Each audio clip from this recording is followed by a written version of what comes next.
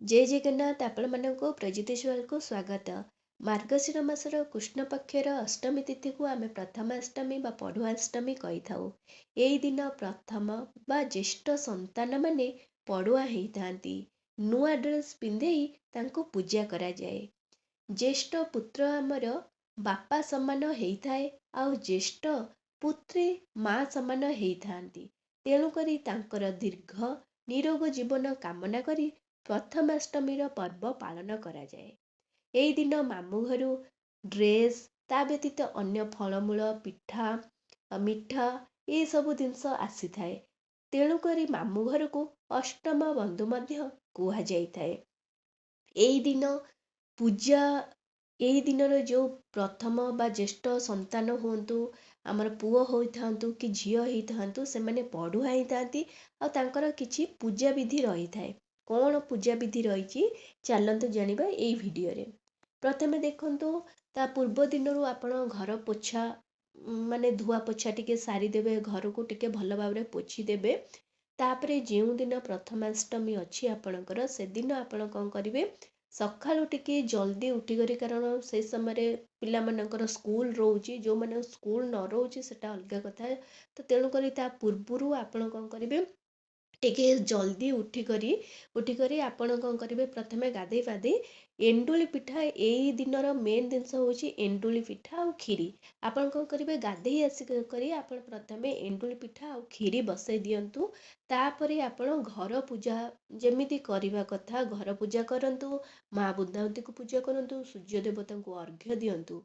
आपण जो नैवेद्य बाढ़ीबे भगवानकर तो से समय प्रथमे कोन करिवे ता पूर्वरु आपण घर पूजा शेष कर सारा पर आपण कोन करिवे कलश स्थापना करिवे। कलश सेटा आपण जोटा घरे बसौचंदी सेटा नुहे, आपण आउ गोटे जगह आउ गोटे स्थान रे चौना मूल रे कि घरे आपण कोन करिवे एक्स्ट्रा गोटे कलश स्थापना करिवे। आपण मुरुज से स्थान रे पकेबे जोठी कलश स्थापना करिवे सेठी आगे टिके गंगा जल छिंची देबे, तापरे मुरुज टिके पकेबे। मुरुज रे आपण त्रिकोण मंडल कर परिबे, नले फूल करी करी आपण कोन करिवे सेठी मुरुज पकेबे। मुरुज उपरे आपण चाहिबे प्लेट देई परिबे, नले अक्षत देबे। अक्षत देला परे गोटे कलश नेबे, कलश रे आपण पानी तार मुह पर्यंत नेबे। सेथिरे आंब डाल 5 7 9 11 रो माने आंब पत्र जो थिबो आंब डाल नेबे, दुब बरकोली पत्र देई करी आपण कोन करिवे गोटा फल रखी परिबे कोनोसी, नले गुआ गोटे पकई परिबे, नहले आपण नड़िया हो पइड हो कदली हो आपेल हो गोटा फल मध्य आपण देई परिबे। तो देई करी तापरे आपण वस्त्र अर्पण करिवे। घरे जदि सालुकन्या अछि सालुकन्या मध्य आपण अर्पण कर परिबे, नहले रक्षा सूत्र मध्य अर्पण करि परिबे। तापरे फूल चंदन सिंदूर दीप धूप अर्पण करिवे। तापरे आपण कोन करिवे नैवेद्य बाढ़ीबे। नैवेद्य रे से समय आपण एंडुली पिठा खाली आपण कर परिबे। जदि आपण विधि अछि आपण घरे चली आसुची एंडुली पिठा सहित खीरी, ताहले मध्य एंडुली पिठा सहित खीरी आपण प्रथमे भगवान को अर्पण करिवे। माने पंचदेवता नाँ रे सेटा पूजा होची कलश स्थापना करी। तो तेणु प्रथमे कलश स्थापना करी आपण एंडुली पिठा खीरीर नैवेद्य बाढ़ीबे। तापरे आपण कोन करे घर ठाकुर जेतिके अछंती तांको पई मध्य एंडुली पिठा खीरीर भोग नैवेद्य आकार चढ़ेबे।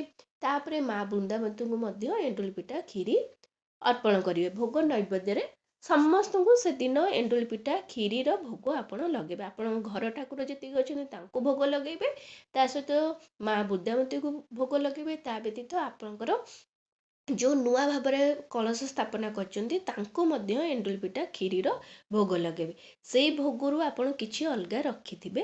ताहापरे आपणक छुआर जो ड्रेसटा अच्छी तो सही ड्रेस नुआ ड्रेस आपण कौन करिवे भगवान को पाद तले टिके छोई देबे, कलश देवता को टिके छोई देबे, भगवान गणेश को छोई देबे। आपण घर ठाकुर जहाँ को अच्छे तांको मध्य आपण छोई माने टिके छोई देबे, छोई करी रखिबे।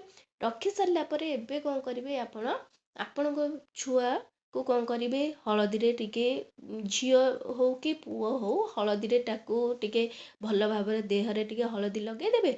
हलदी लगे तांको गाधे देबे। गाधे दे सारला परे आपण जो नुआ वस्त्र आसीथिबो सेई वस्त्र टिके हलदी लगे देबे। नुआ वस्त्र रे कहती जो हल्दी लगे किना नुआ वस्त्र पिंधा जाए, तो नुआ वस्त्र को आपण टिके हल्दी लगे देई किना आपण ଠାକୁରଙ୍କୁ ତ ଛୁଇଁ ସାରିଥିବେ, ତାଙ୍କୁ ପିନ୍ଧେଇ ଦେବେ। ପିନ୍ଧେଇ ସାରିଲା ପରେ ତାଙ୍କୁ କ'ଣ କରିବେ, ଆସିବେ ସେମାନେ ଆସନ ଉପରେ ବସିବେ। ତାଙ୍କର ମୁଖ ସବୁବେଳେ ପୂର୍ବ କି ଉତ୍ତର ମୁଖା କରି ସେ ବସିବେ, ଆପଣ ସେଇ ଅପୋଜିଟ୍ରେ ବସିବେ। ତ ବସି ସାରିଲା ପରେ ଆପଣ ଗୋଟେ ପ୍ଲେଟ୍ ନେବେ, ସେଇ ପ୍ଲେଟ୍ ପୂର୍ବରୁ ଆପଣ ଟିକେ ସେଇ ପ୍ଲେଟ୍ରେ ସବୁ କିଛି ବାଢ଼ି କରି ରଖିଥିବେ।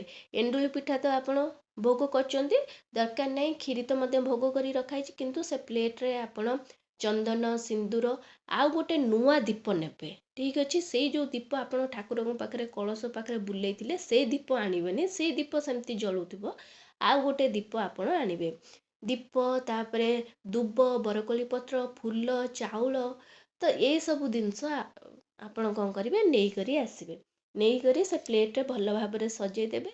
ସଜେଇ ସାରିଲା ପରେ ଆପଣ କ'ଣ କରିବେ, ତାଙ୍କର ଯଦି ଝିଅ ହେଇଥିବ ସେମାନେ ନୂଆ ଡ୍ରେସ୍ ପିନ୍ଧିବେ, ତା ସହିତ ଅଳତା ଟିକେ ଲଗେଇବେ।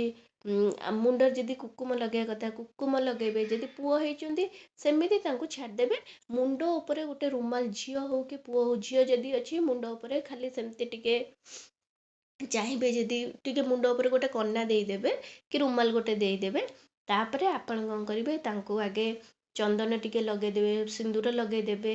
ଯାହାକୁ ଆପଣ ଜ୍ୟେଷ୍ଠ ପୁଅ ହଉ କି ଝିଅ ହଉ ତାଙ୍କୁ ଚନ୍ଦନ ସିନ୍ଦୁର ଲଗେଇଦେବେ। ଦୁବ ବରକୋଳି ପତ୍ର ଟିକେ ତାଙ୍କ ଉପରେ ଛିଞ୍ଚି ଦେବେ।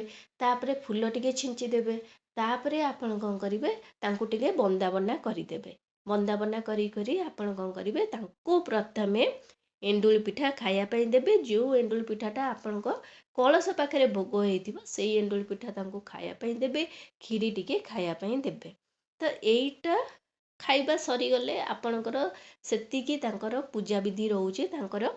ସେତିକି ପରେ ଆପଣ କ'ଣ କରିବେ, ତାପରେ ଆପଣଙ୍କ ଘରେ ଯିଏ ବି ଅଛନ୍ତି ସେ ଏଣ୍ଡୁଳି ପିଠା ଆଉ କ୍ଷୀରିର ଭୋଗ ଖାଇପାରିବେ।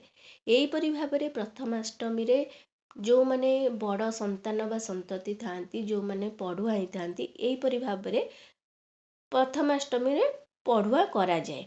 ତ ଏଇ ଦିନ ଆପଣ ଚାହିଁବେ ଯଦି ଆପଣଙ୍କ ଯେତିକି ଘର ଠାକୁର ଅଛନ୍ତି ତାଙ୍କୁ ମଧ୍ୟ ନୂଆ ବସ୍ତ୍ର ଅର୍ପଣ କରିପାରିବେ। ପିଠା ପଣା ଆପଣ ମିଠା ଉଖୁଡ଼ା ତ ଏସବୁର ଭୋଗ ମଧ୍ୟ ଦେଇପାରିବେ। ଘର ଠାକୁରଙ୍କୁ ମଧ୍ୟ ଭୋଗ ଦେଇପାରିବେ। ତାପରେ ଆପଣ ଚାହିଁବେ ଯଦି ସେଇଦିନ ଆପଣଙ୍କ ପାଖାପାଖି ଯେଉଁ ମନ୍ଦିର ଅଛନ୍ତି, ଯେଉଁ ଗ୍ରାମ ଦେବତା ଅଛନ୍ତି, ଗ୍ରାମ ଦେବୀ ଅଛନ୍ତି, ତାଙ୍କୁ ମଧ୍ୟ ଆପଣ କିଛି ନୂଆ ବସ୍ତ୍ର ମଧ୍ୟ ଅର୍ପଣ କରିପାରିବେ।